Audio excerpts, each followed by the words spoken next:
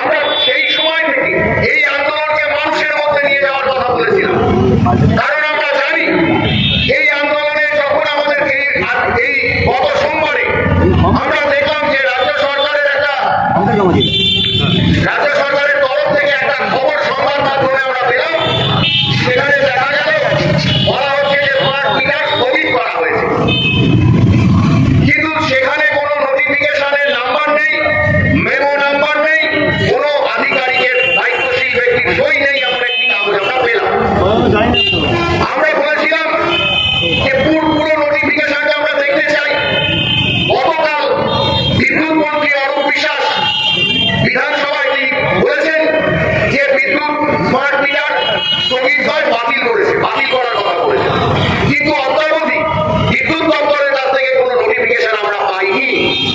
এর মধ্যে রাজনৈতিক দলগুলো তাদের নিজেদের মধ্যে প্রতিযোগিতায় নেমে পড়েছে যে বিদ্যুৎ বিল এই স্মার্ট মিটার স্থগিত হচ্ছে, তার কৃতিত্ব কারা নেবে।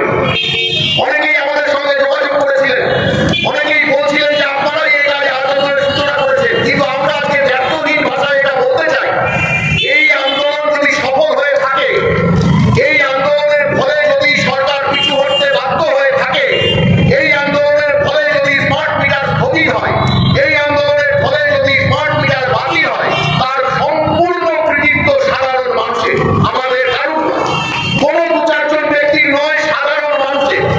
কারণ শুধু শান্তিপুরে নয়, শান্তিপুরে আমাদের একটি ভিডিও ভাইরাল হয়েছিল, ডেপুটেশন দিতে গিয়ে আধিকারিকের সঙ্গে যে স্টেশন ম্যানেজার তার সঙ্গে কথাবার্তা, যে ভিডিও ভাইরাল হয়েছিল, যে ভিডিও প্রায় 15-20 লক্ষ লোক দেখেন, এবং 15-20 লক্ষ সেই ভিডিও দেখেন মানে আরো অন্তত 3-4 গুণ লোক সেই ভিডিও চাক্ষুষ করেছেন। তার ফলে বিভিন্ন জায়গা থেকে আমাদের কাছে ফোন এসেছিল, বারাসাত থেকে, বসিরহাট থেকে, মধ্যমগ্রাম থেকে।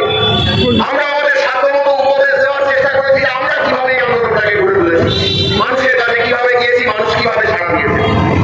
এরপরে তাদের হাত থেকে আবার ব্যাটনটা অন্য কেউ তুলে দিয়েছে। আপনারা জানবেন যে পশ্চিমবঙ্গ ব্যাপী বারাসাত, বসিরহাট, দত্তপুকুর, দেগঙ্গা, কাঁচাপাড়া, নৈহাটি, মদনপুর, শিমুরালী, বর্ধমান, কাল্লা, বিভিন্ন জায়গায় সাধারণ মানুষের উদ্যোগে, সাধারণ খেটে খাওয়া মানুষের উদ্যোগে এইরকম ছোট ছোট উদ্যোগ গড়ে তুলেছে।